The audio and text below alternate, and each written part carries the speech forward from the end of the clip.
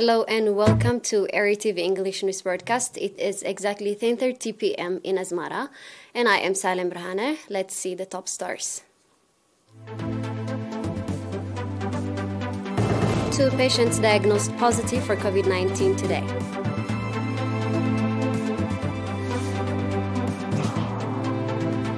Popular campaign in the Central Region in connection with Martyrs' Day.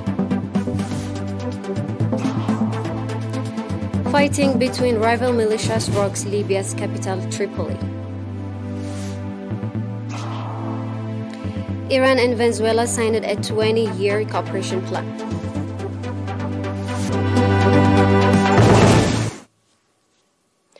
Local news. 2 patients have been diagnosed positive for COVID-19 in tests carried out today at testing station in the Central Region. On the other hand, 2 patients who have been receiving medical treatment in hospital in the Central Region have recovered fully and have been discharged from the facility. The total number of recovered patients has accordingly increased to 9,663, while the number of deaths stand at 103. The total number of confirmed cases in the country to date has increased to 9,771. Ministry of Health, Asmara, 12 June 2022.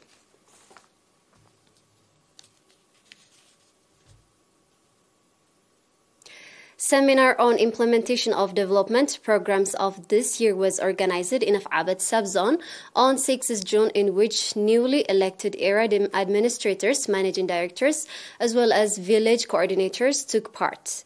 The seminar was focused on the implementation of set-out agricultural and infrastructure programs, as well as challenges encountered and measures taken to address them, indicating that set-out development programs could not be implemented without active participation of the public. Mr. Ahmed Mohammed Noor Rajib, administrator of the subzone, called on the ERA administrators and village coordinators to play the role.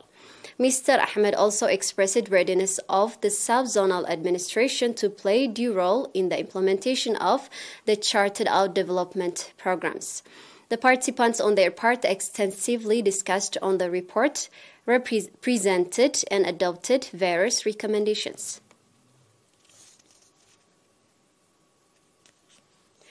Popular campaign in connection with 20th June Martyrs' Day have been conducted in various areas in the Central Region. Accordingly, residents of Tsatsarat subzone and driving instructors associated in the Central Region conducted environmental sanitation activity at the Asmara Martyr Cemetery. Speaking at the occasion, Mrs. Dahab Abbay, administrator of the subzone, said that the program was part of the respect the Eritrean people inside the country and abroad have on their martyrs, and commended the strong participation of the residents in general and that of the youth in particular. Likewise, members of the First Round National Service Association conducted terrace construction popular campaign at My Diminnet area. Members of the association that came from the US, Canada, and the UK said that they gained spiritual satisfaction for participating at the popular campaign organized in the connection with Martyrs' Day and expressed readiness to play due part in the greening campaign.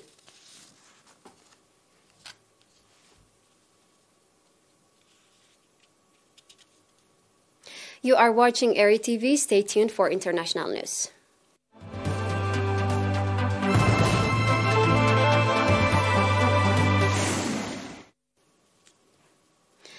Clashes between armed groups have erupted in Libya's capital as the country reels amid a violent power struggle. This is according to local media. Heavy exchanges of gunfire and explosion ricocheted across several districts of Tripoli on Friday night, while images broadcast by local press and circulated on social media showed civilians fleeing heavy trafficked areas. Local media reported medical sources saying 4 civilians were wounded in the clashes. The intense fighting involved 2 influential militias from western Libya, which identified armed groups as the Niwasi Brigade, a militia loyal to politician Fateh Basaga, and the Stability Support Force, which backs interim Premier Abdul Hamid Debeh. No motive for the fighting was immediately apparent, but it's the latest violence to rock the country as two rival prime ministers vie for power. After 2011 revolt toppled longtime dictator Muammar Gaddafi, Bashagha attempted to seize power by force, sparkling pre-dawn clashes between armed groups supporting him and those backing Dibeba. Dibeba was appointed under a troubled United Nations-led peace process early last year to lead a transition to elections set for December 2021, but the vote was indefinitely postponed. In February, Parliament appointed Bashagha, a one-time interior minister, to take over, arguing that Dibeba's mandate has ended. But Dibeba has insisted he will only relinquish power to an elected administration.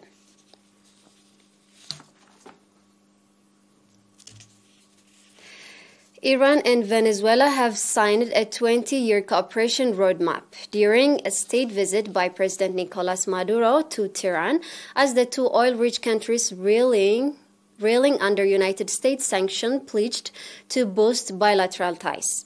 The Venezuelan president met his Iranian counterpart Ibrahim Rais yesterday at the Sa'abat Palace in Tehran, a day after arriving in the Iranian capital with a high-level political and economic delegation on a two-day trip. In a joint conference following their meeting, the two held rising bilateral relations to the strategic level and agreed that the two countries can boost ties in trade in addition to the energy, science and technology, agriculture and tourism sectors. The cooperation roadmap, the exact detail of which have been kept under wraps, was signed by the foreign ministers of the two countries in the presence of their respective presidents.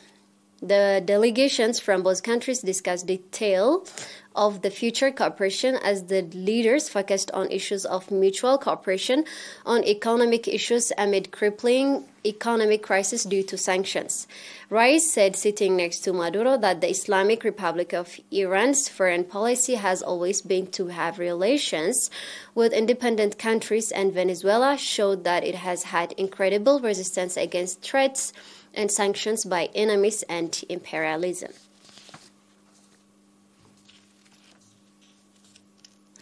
Australia has unveiled a substantial compensation deal with French submarine maker Naval Group, ending a contract dispute that soured relations between Canberra and Paris for almost a year.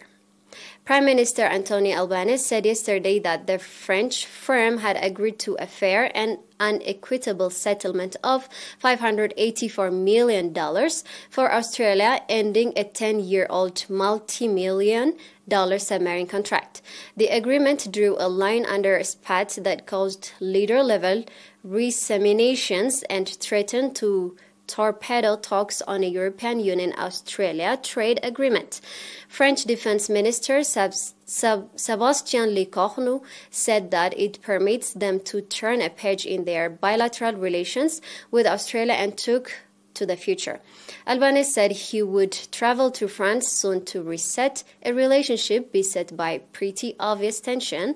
The tussle began in September 2021 when Australia's then Prime Minister Scott Morrison abruptly ripped up a long-standing contract with the French state-backed naval to build a dozen diesel-powered submarines.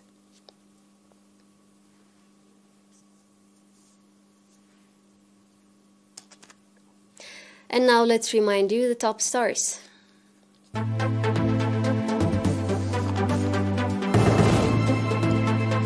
Two patients diagnosed positive for COVID-19 today. Popular campaigns in the central region in connection with Martyrs' Day. Fighting between rival militias rocks Libya's capital Tripoli. Iran and Venezuela signed a 20-year cooperation plan.